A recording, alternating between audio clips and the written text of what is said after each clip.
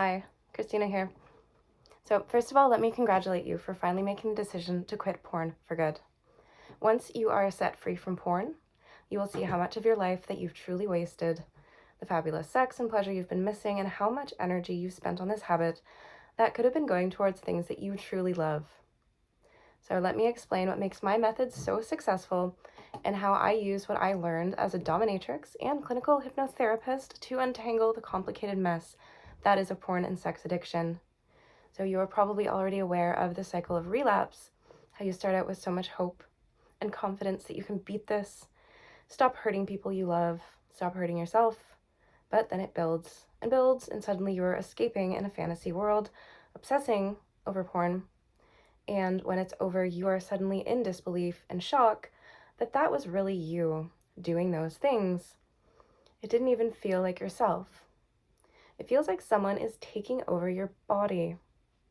This is where a lot of people will start setting really strict rules, really extreme rules, and rules that require a lot of willpower, which eventually taps out. And then you're back to square one, feeling like a zombie, like you're not even in control of your own body.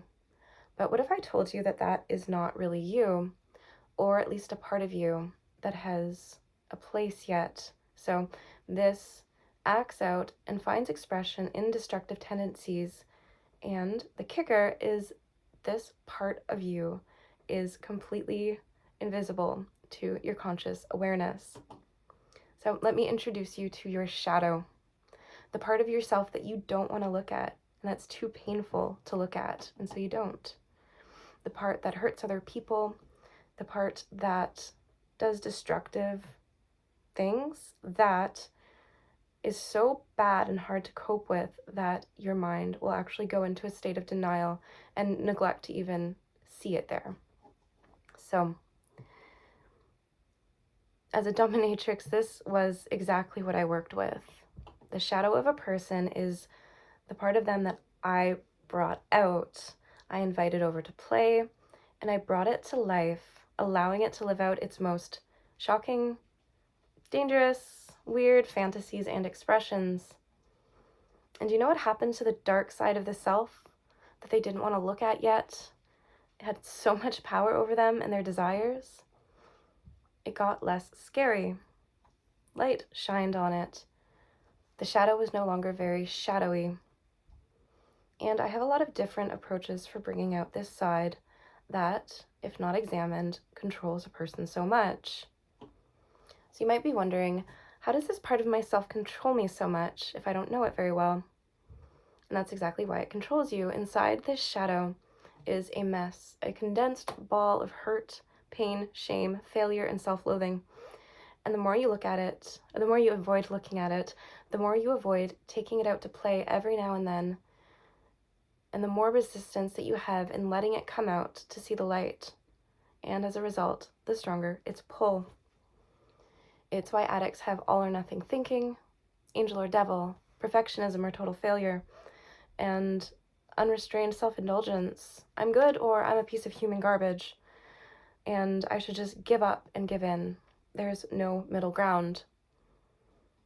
So, as you probably know, the vast majority of sex addicts had some kind of childhood abuse or childhood sexual trauma. That's something that you often stuff down and something you don't engage, especially for men who are taught to keep everything inside and not to talk about their problems or pain. But the approaches for dealing with this childhood trauma in therapy do not directly target addiction, the problem behavior. So therapy is great. Get therapy if it helps you, but therapists do not treat porn addiction. And if you have any experience looking for help, you'll know very well that they usually don't even admit porn is addictive or that regular porn use is a problem. And what's worse, bringing up old trauma is not only depressing, it can actually drive a person further into addiction. But I have a method, and it involves play. The process is fun, it's enjoyable.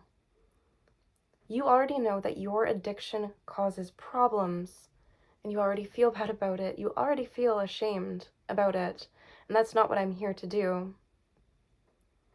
You can't change the person you see in the mirror if the person in the mirror doesn't see himself as worthy of change. You can't change by shaming yourself into being a better person.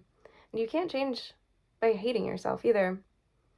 You certainly can't change by willpower alone, and you can't change by doing the same thing that you've tried over and over when you know it doesn't work. So, if you're ready to find out what does work, click my website below to find out more about my method.